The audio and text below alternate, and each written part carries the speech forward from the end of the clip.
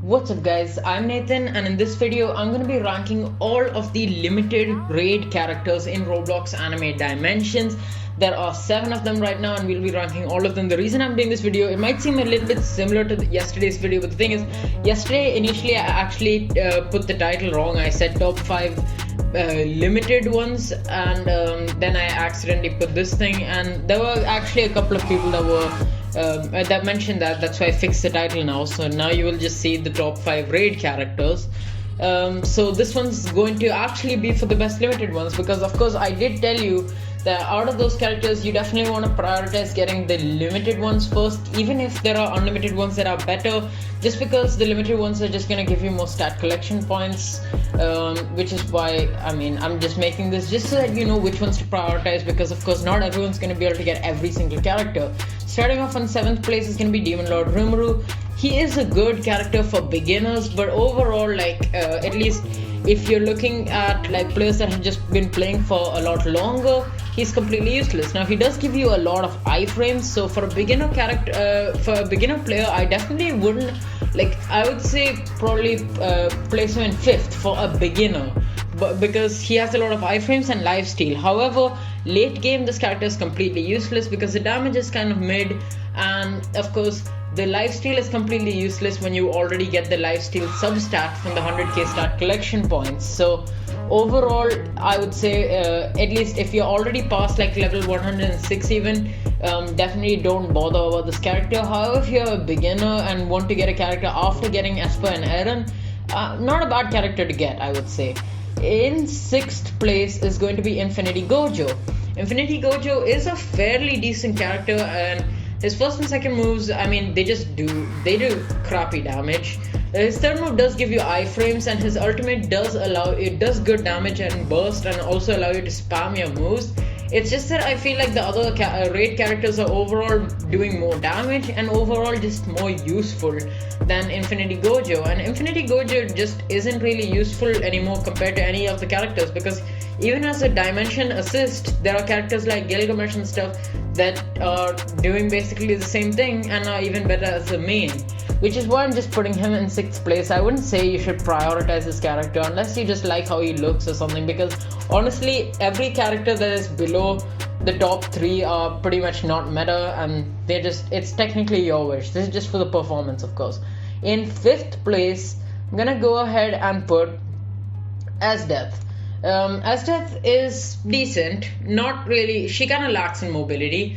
However, she does have pretty good AoE and also reasonably good damage, so definitely not a bad character to prioritize. However, if we're counting what characters to buy, this is not a tier list for what characters to buy, but this is just my recommendation. If I'm saying in the order of which characters to buy, I will say buy Rimuru before Asdeath. The reason why I'm saying that is because Asdeath's raid is actually really easy, because she doesn't really jump for a prolonged period of time. You can always hit her. Her moves are pretty easy to dodge. She doesn't dash, she just stays in one place. Okay, she hits like a truck, but still, she's one of the easiest raids to actually do if you're good at dodging.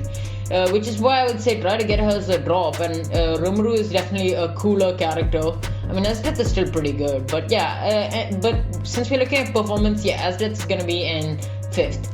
In 4th is going to be Yorichi. Now, you might say Yorichi's bug was kind of fixed. Well, yeah, kind of. He can still, his assist is still pretty good. You can still kind of bypass the thing. It's just that, rather than patching the Yorichi glitch, I don't know if the true Yorichi glitch has been patched now, because the only thing that was changed is that all pets were nerfed, so that Yorichi's glitch just isn't as effective. However, Yorichi's thing was that you can basically bypass standing in place, and earlier, at least yesterday, it definitely worked still. So I'm not sure about that now, but overall still, even if we're not counting the fact that his assist allows you to bypass standing in place, he has a dash skill, he does tick damage, burn damage, he does pretty good damage overall. And he's just really good for pretty much every mode. Okay, not really good. There's characters that are of course significantly better, but he's quite decent for dimensions, quite okay for time challenge, because his ultimate does have a massive AoE. And overall he's just pretty good for every single mode, which is why not a bad character to prioritize. In third place is a character that unfortunately has not come back. That's gonna be Witch Megamine, and she is basically there because her ultimate's got massive AoE, so a pretty good assist.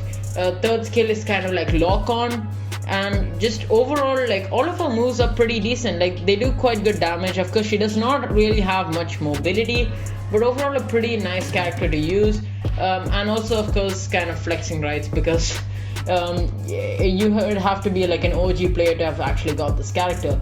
In second place, due to the nerfs, Eren is actually going to be below the first place, which I'm sure you already know is Esper. Already explained this last video.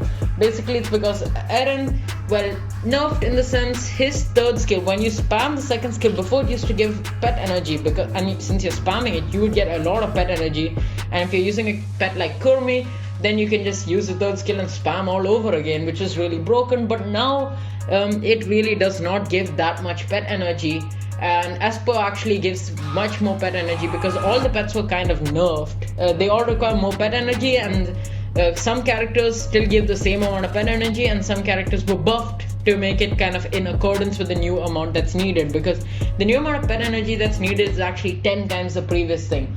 But like Eren is good for raids. Like if you have both Eren and Esper, and if you want to have a raid setup, I would say main Eren and keep your assist as Esper, because Esper is actually a way better assist than Eren. Eren is a pretty dog water assist, if I may say, and even using his ultimate in game isn't the best. However, Eren is really good on time challenge, even without tryharding at all.